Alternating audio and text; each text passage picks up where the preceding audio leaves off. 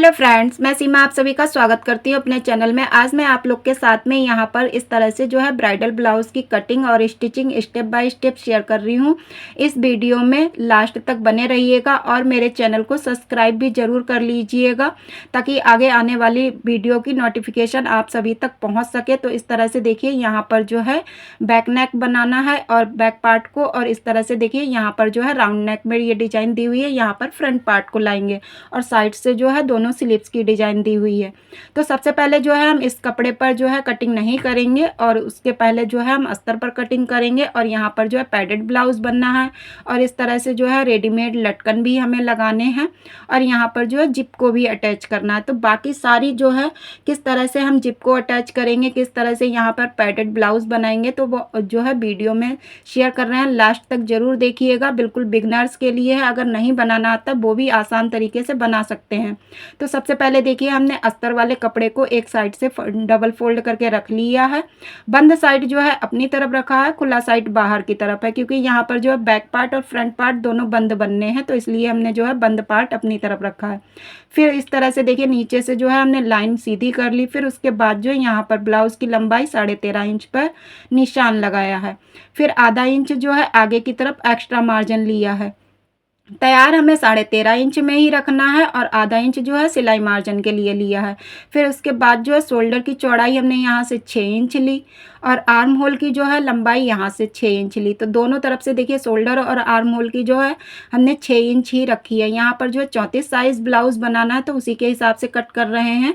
तो यहाँ पर 8.5 इंच पर निशान लगाया, 2.5 इंच जो है हमने एक्स्ट्रा मार्जिन लिया है इस तरह से। फिर कमर के लिए देखिए 7.5 इंच पर इस तरह से लगाया निशान, 30 इंच की कमर है और 1 इंच जो है प्लेट के लिए और 2.5 इंच जो है हमने एक्स्ट्रा मार्जिन लेते हुए यहाँ पर जो है मार्किंग कर दी। फिर उसके बाद जो है आर्म होल की गुलाई जो हमने यहाँ से 1.5 इंच पर दे दी। शोल्डर की जो है चौड़ाई हम यहाँ से 3 इंच रखेंगे, बाकी जो है ये नेक बेल्ट 3 इंच की हो जाएगी। और यहाँ पर जो आप चाहें तो प्लेट पहले भी बना लीजिए पीछे की, या बाद में स्टिचिंग करते टाइम पर यहाँ पर बन जाएगी। तो इस तरह से जो है हमने यहाँ पर बैक पार्ट की ड्राफ्टिंग कर ली। ड्राफ्टिंग करने के बाद जो है इस तरह से कट कर लेना है। ये 34 साइज ब्राइडल ब्लाउज बना रहे हैं, आप लोग के साथ में शेयर कर रहे हैं, जरूर देखिएगा। और अच्छी लगे वीडियो तो लाइक और शेयर जरूर कर दीजिए ताकि दूसरे जो है बिगनर्स बना सकें। उसके बाद जो इस तरह से देखिए हमने बैक पार्ट को कट करके रखा हुआ था, इसी तरह से देखिए यहाँ पर रखा। और ये जो है पैडेड ब्लाउज बनाएंगे तो नीचे से सिर्फ 1.5 इंच ही एक्स्ट्रा मार्जिन बढ़ाएंगे, ज़्यादा नहीं लेंगे।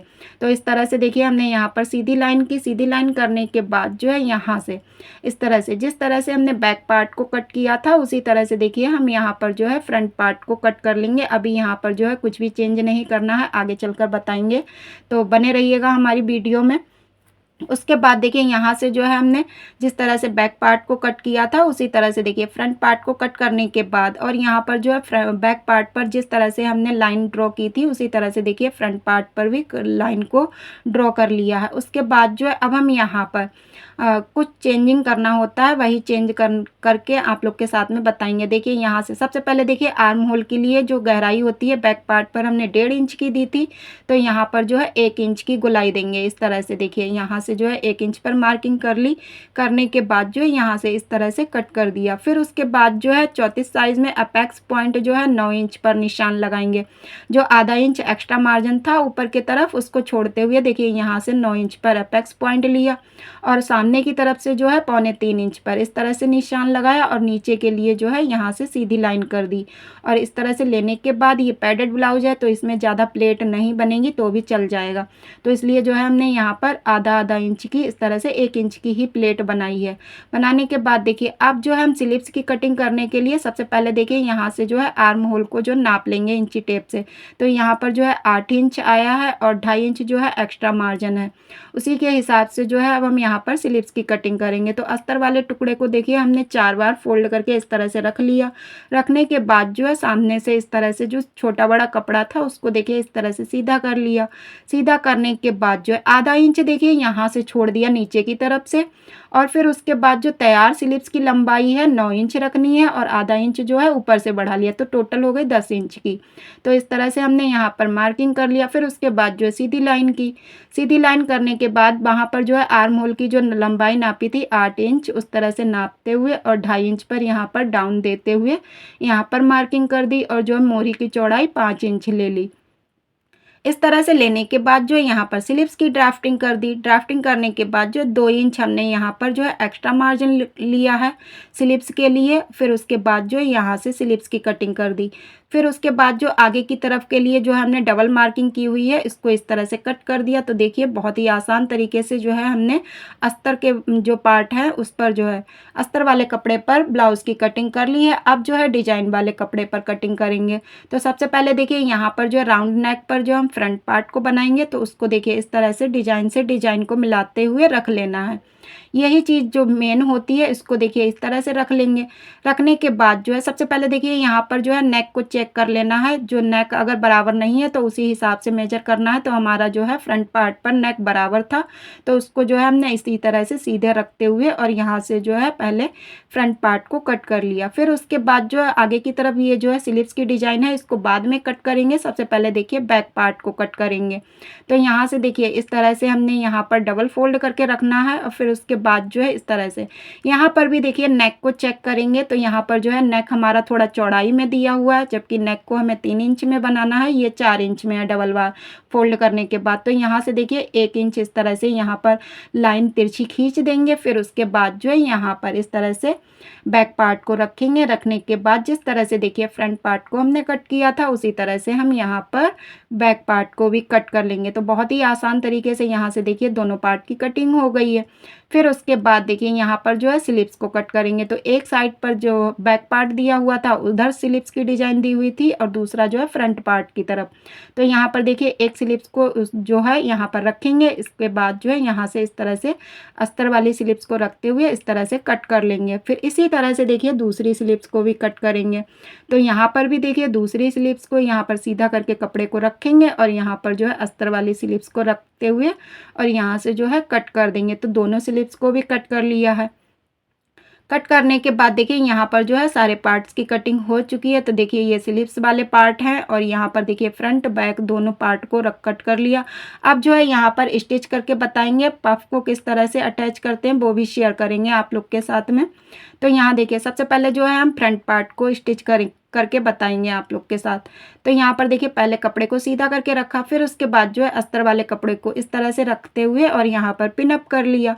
पिनअप कर लेना है। फिर उसके बाद जो डिजाइन बनी हुई थी इसके जस्ट बिल्कुल पास से मिलाते हुए और इस तरह से यहाँ से जो है सिल लेना है बिल्कुल फिनिशिंग के साथ में। ये ध्यान रखना है कि ये जो डिजाइन के ऊपर सिलाई नहीं करनी है। फिर उसके बाद जो एक्स्ट्रा कपड़ा है इसको इस तरह से यहाँ से कट करके हटा देंगे और यहाँ पर जो है छोटे छोटे कट लगा देंगे। ये ध्यान रखना है ताकि सिलाई नहीं कटनी चाहिए, बिल्कुल फिनिशिंग के साथ में यहाँ पर कट के निशान लगा देने हैं।